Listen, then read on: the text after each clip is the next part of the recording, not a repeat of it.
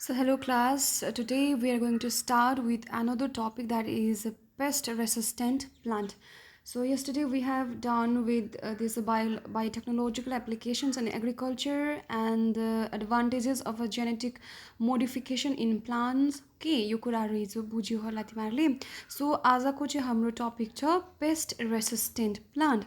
The term itself suggests that plant will be consisting of a certain type of a gene. Okay, the plant will be genetically modified so that the plant itself can resist the pest. जति पनि disease causing organisms हरु छ, pest हरु छ, यसलाई चाहिँ plant आफैले के गर्छ, resistant गर्छ. That means there is no need of the application of insecticide, pesticide. That means हामीलाई fertilizers लगाउनु पर्ने काम पर्दैन. Okay, this pest resistant plant reduces the use of chemical pesticides. So recently I have told you that pesticides को काम के हो, जस्तै insecticide, pesticides को काम जति पनि insectहरु छ, pestहरु छ, जसले चाहिँ हाम्रो cropsहरुलाई, plantहरुलाई damage गराउने काम गर्छ. So त्यसलाई चाहिँ हटाउनको लागि हामीले previously चाहिँ हामीले के use गर्दै थियौ, we have been utilizing pesticides utilize गर्दै थियौ. After the introduction of these biotechnological applications, so pest resistant plantहरु पनि के भयो, supply हुन थाल्यो in industries in the field. So this pest resistant plant will be having a certain ability, certain उसकोमा के हुन्छ, properties हुन्छ, that will be able to resist the pest. Okay, and it also reduces the need for insecticides. Example, bt cotton, bt corn, rice, tomato, potato, soybean. अब bt cotton लाई पनि certain worm ले के गर्दै थियो, infect गर्दै थियो. Insect हरुले के गर्दै थियो, bt जति पनि cottons हरु छ, cotton bulb लाई worms हरुले, insect हरुले खाँदै थियो. Corn लाई पनि के खाँदै थियो, worms हरुले खाँदै थियो. Rice लाई पनि certain insectहरुले ड्यामेज गर्दै थियो. लाइकवाइज पोटेटो, टमेटो, सोयाबिनलाई. अब यसलाई मार्नु, त्यो जति पनि इन्सेक्टहरु छ त्यसलाई चाहिँ eradicate गर्नुको लागि we have been utilizing insecticides in a large quantity. So insecticides भनेको चाहिँ chemicals हो. If that chemicals will get inside our body, then this will remain for a longer period of time र यसले चाहिँ के गर्छ, हाम्रो organsहरुलाई ड्यामेज गराउने काम गर्छ. So जब चाहिँ pest resistant plants लाई हामीले introduced गरिन्छ फिल्डमा, त्यतिखेर चाहिँ we don't have to utilize pesticides and insecticides. So plant आफैले नै pest र insect लाई के गर्छ, prevent गर्छ. Okay, so next is the bt cotton.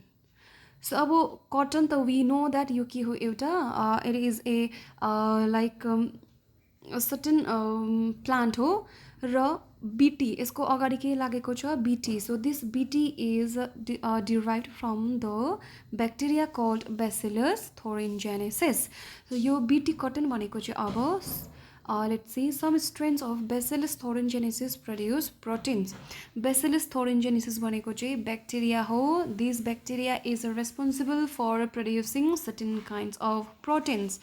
यो प्रोटिनले चाहिँ के गर्छ, will be able to kill the insects like coleopterans भनेको beetles हरु भयो, lepidopterans that is tobacco, bollworm, armyworm, यस्तोहरुलाई पनि के गर्छ, will able to kill, and dipterans that is flies, mosquitoes.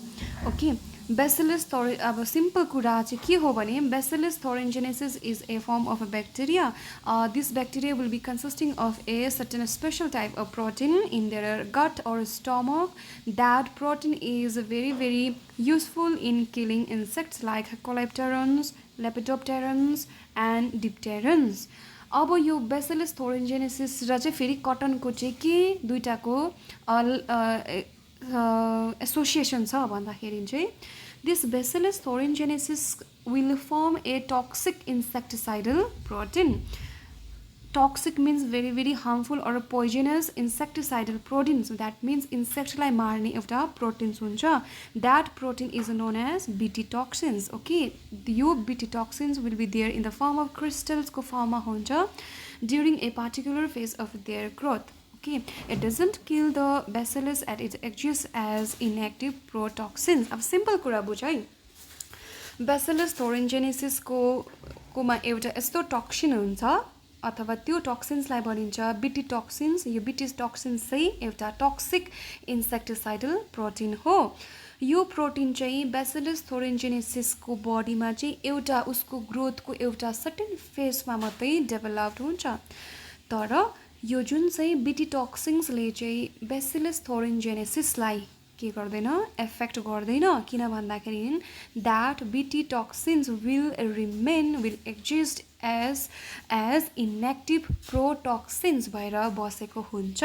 Okay, तर when an insect ingest the inactive toxins, जुन चाहिँ यो बिटी टक्सिन्स इनएक्टिभ प्रोटक्सिन्स चाहिँ बेसिलस थोरेन्जेनेसिसको भित्र भएको कसले खायो, अब इन्सेक्टले जब इन्जेस्ट गर्छ it is converted into active toxins.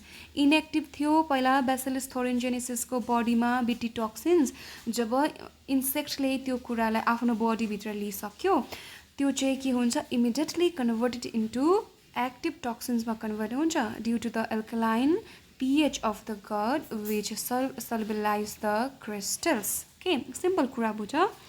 Suppose एउटा इन्सेक्टले केलाई खायो, बिटी टक्सिन्सको त्यो जुन चाहिँ टक्सिन्स छ त्यो कसको बडीभित्र पस्यो, इन्सेक्टको बडीभित्र पस्यो।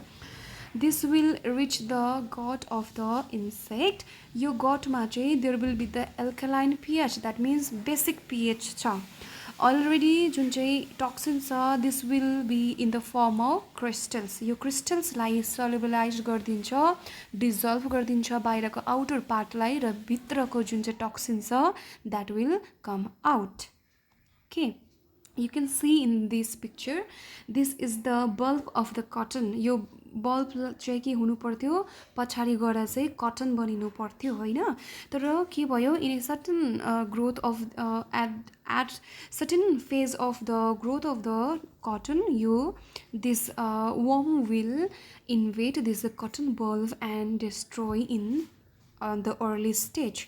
सो यो कारणले गर्दाखेरि चाहिँ पछाडि के गर्यो, दिस बेसिलस थोरेन्जेनेसिसले के प्रड्युस गर्दो रहेछ, certain toxic insecticidal protein produce गर्दो रहेछ। यो बेसिलस थोरेन्जेनेसिसको जुन चाहिँ जिन छ that will be given to the कसमा लगायो, यो जिनलाई चाहिँ कटनको प्लान्टमा लगायो। ओके, अब जुन चाहिँ टक्सिन्स छ के भएको थियो, क्रिस्टल्स डिजल्भ भएर चाहिँ टक्सिन्स जब के भयो भन्दाखेरि चाहिँ जब बडीदेखि बाहिर रिलिज भयो that time the midgut epithelial cells and create pores. अब के भयो, जुन चाहिँ इन्सेक्टको मिडगट स्टमकको इपिथेलियल सेलको सर्फेसमा उसले के गर्नु थाल्यो, बाइन्ड गरेर चाहिँ will start creating certain small pores. Okay, and it also causes cell to swells and undergoes lysis and ultimately leading to the death of the insect. अब जब पोर्सहरू क्रिएट हुनु थाल्छ, स्मल पोर्स क्रिएट भइसकेपछि जुन चाहिँ सेलहरू छ, जुन सेलमा चाहिँ पोइजन्स टक्सिन्स लागेको छ त्यो सेल्सहरू के हुन्छ, अब will start swelling. Okay, and this will undergo lysis, त्यहाँबाट ड्यामेज हुन्छ, will split, will start destroying हुन थाल्छ। After that the insect will die. Okay, so यहाँसम्म के पढ्यो भन्दा हामीले कटनलाई केले ड्यामेज गर्दै थियो, सर्टेन वर्मले ड्यामेज गर्दै थियो, सर्टेन इन्सेक्टले ड्यामेज गर्दै थियो, र कटनको जुन चाहिँ त्यो प्लान्टमा चाहिँ that cotton plant will be genetically modified. त्यो कटन प्लान्टमा चाहिँ the gene of the bacillus thuringiensis will be inserted. Okay, when this insect will eat that toxic plant, then that BT toxin, okay, protoxins will be get inside the gut, mid gut of the insect. So after reaching the god is in alkaline medium, जो चाहिँ basic pH छ, त्यतिखेर चाहिँ the outer surface of the crystal will start dissolving। Okay, so after dissolving, the portions will come out. Okay, and that will bind with the surface of the midgut of the epithelial cells of the insect, and it starts creating pores. त्यसको बादमा cells के भयो, swell भयो, lysis भयो, and then the insect will die. Okay, now these BT toxin genes were isolated from Bacillus thuringiensis bacteria and incorporated into crop plants such as cotton. Bacillus thuringiensis को बडीबाट चाहिँ BT टक्सिन्सलाई extract गर्छ. Extract गरेर त्यो जुन चाहिँ gene छ त्यो जिनलाई चाहिँ अब कसमा लगाइदिन्छ, कटन प्लान्टमा इन्सर्ट अथवा इन्कर्पोरेट गरिदिन्छ. Most BT toxins are insect group specific. यो BT टक्सिन्सले चाहिँ सबै इन्सेक्टलाई डिस्ट्रोय गर्दैन. Specific BT toxins will kill only the specific type of insect group लाई सबै इन्सेक्टलाई डिस्ट्रोय गर्दैन. Okay, this toxin is coded by a gene named CRY. CRY.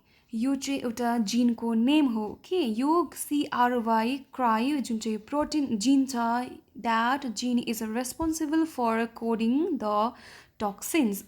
Okay, this protein encoded by genes CRY LAC and CRY LIAB. So you can clearly see that there are two types of gene, okay, which is encoded by gene CRY. This is a CRY1AC and CRY2AB, which will control the cotton bollworm. Okay, and CRY1AB will control the corn borer. So you CRY gene लाई extract गरेर that will be incorporated into the crop plant such as cotton and such as a corn plant. र त्यो प्लान्टले के गर्छ, now the plant will be called as a genetically modified plant. That plant will be having a ability to control the pest and insect.